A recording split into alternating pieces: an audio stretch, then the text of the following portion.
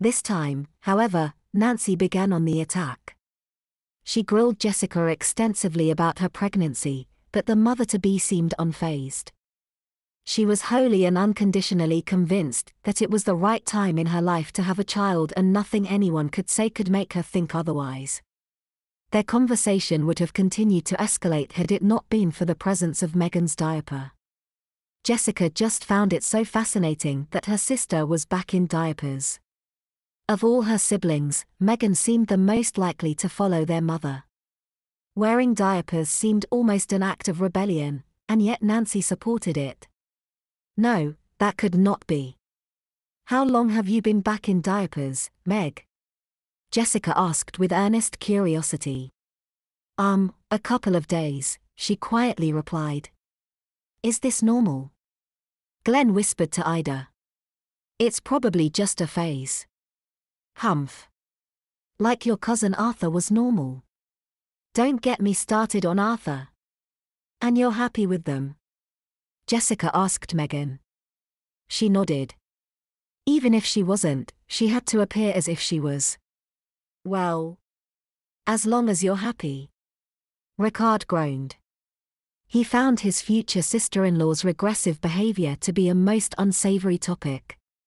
He was beginning to regret agreeing to this little soiree. These people had no class. Then again, his own parents were no better. They still called him rich. Ah. Hey Lestat, he said tauntingly to Carrie. Pass me the mustard. It isn't Dijon, but I suppose it will have to do. I think it's empty, Carrie replied, handing him the squeeze bottle of mustard.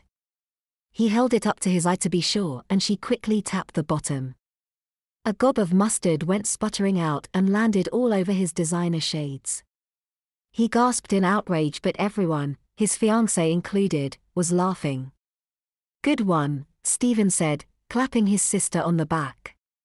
For once, she did not mind. Megan chuckled and rose to her feet.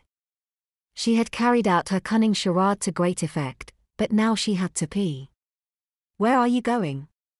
Jess asked. Nowhere, she quickly blurted out. If Jess had suspected that it was all an act, the whole thing would have been for naught. Oh, okay. For a minute there, it looked like you had to use the bathroom. Megan shrugged. Old habit, I guess. She sat back down and soon became quite uncomfortable. It seemed as if her plan was starting to backfire. The pressure was mounting in her bladder and they hadn't even gotten to dessert yet. Very slowly, a little bit at a time, she wet her diaper. It was the first time she did so consciously, and the feeling was far different than waking up wet.